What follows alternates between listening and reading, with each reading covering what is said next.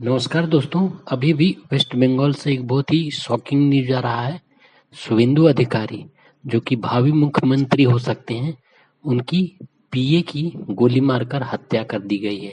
मध्यग्राम एक जगह है कोलकाता में, वहां पर उनके पीए चंद्रनाथ रथ की गोली मारकर हत्या कर दी गई है। और ये कहा जा रहा है कि टीएमसी के समर्थकों द्वारा ये किया गया है, टीएमसी के इंस्टेंस पर। तो ये बहुत ही खतरनाक, बहुत ही शॉकिंग न्यूज आ रही है।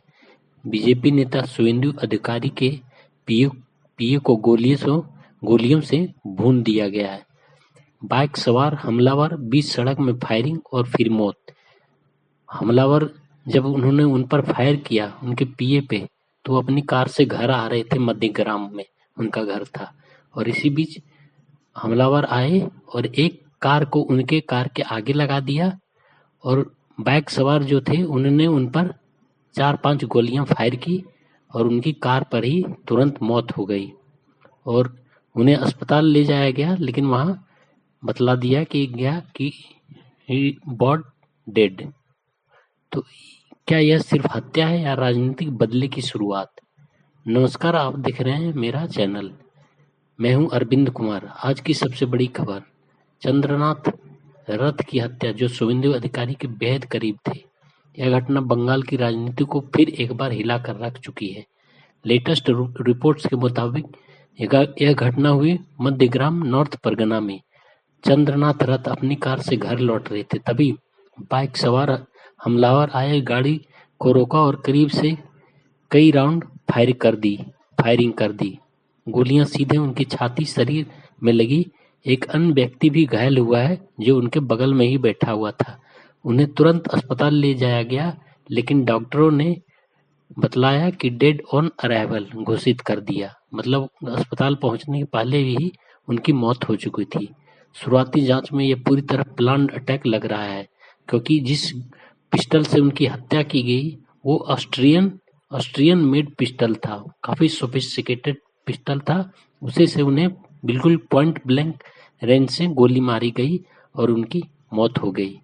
ये पोस्ट पोल वायलेंस, अगर समझ लीजिए, जब टीएमसी की सरकार नहीं बनी, टीएमसी 70 से बाहर होगी, उसके बाद इस तरह की घटनाएं वेस्ट बंगाल में हो रही है। अगर टीएमसी फिर सत्ता में आ गई रहती तो अभी तक रक्त रंजिश किस तरह का खूनी खेल किया अब तक चल रहा था वेस्ट बंगाल में, आप समझ सकते हैं। जिसकी मात्र 80 सीट रह गई विधानसभा चुनावों में, वो उसके बाद हारने के बाद इस तरह का मतलब खूनी खेल खेल रही है। अगर ये जीत जाती तो ये क्या करती, आप समझ सकते हैं। अब सबसे बड़ा सवाल है, क्या ये सिर्फ एक क्राइम है या फिर पोस्ट पोल हिंसा का हिस्सा? यह घटना हुई है चुनाव परिणाम के सिर्फ 2 दिन बाद, और रिपोर्ट्स कहती है राज्य में पहले से तनाव और झड़पें जारी थी। और हाल के दिनों में ममता बनर्जी के दिए बयानों के चलते और भी यह तनाव बढ़ा दिया उन्होंने। ममता बनर्जी ने अपने बयानों से तनाव को बढ़ाने का काम किया। कुछ रिपोर्ट्स के अनुसार 24 घंटे में कई हिंसक घटनाएं में से एक है यह, यानी बंगाल में राजनीतिक हिंसा फिर से खतरनाक स्तर पर पहुंचती दिखाई दे रही है। और जिस तरह से पीए उनकी शुभेंदु अधिकारी जो कि भावी चीफ मिनिस्टर सकता वही चीफ मिनिस्टर बने, उनकी जिस तरह पीए की हत्या की गई है, ये बहुत ही शॉकिंग, बहुत ही शर्मनाक। और टीएमसी वालों ने ये जो किया है, ये इसके लिए उन्हें सख्त से सख्त, जितने सख्त हो जाए, हर तरह के मेजर्स लिए जाने चाहिए नई गवर्नमेंट को और केंद्र सरकार को भी। इस घटना के बाद राजनीतिक माहौल पूरी तरह से गर्म हो गया है। बीजेपी का आरोप है यह टारगेट किलिंग और बदले की राजनीति है। टीएमसी बतला रही है कि हम हत्या की निंदा करते हैं और सीबीआई जांच होनी चाहिए। आप पहले मर्डर कर दो, उसके बाद सीबीआई की जांच की मांग कर दो। पुलिस क्या कर रही है? सीसीटीवी फुटेज खंगाल रही है। पुलिस के द्वारा सीसीटीवी फुटेज खंगाली जा रही है। हमलावरों की पहचान की कोशिश की जा रही है।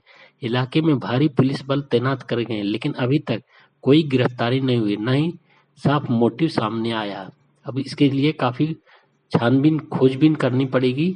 इसका मोटिव क्या था, इसके पीछे कौन था, ये सारी चीजें मतलब छानबीन के बाद ही सारी चीजें आ पाएगी। हर चुनाव के बाद बंगाल में हिंसा क्यों बढ़ जाती है? क्या ये सिर्फ राजनीतिक टकराव है या सिस्टम की बड़ी विफलता? जब बड़े नेताओं के करीबी लोग भी सुरक्षित नहीं है तो आम जनता का क्या करना?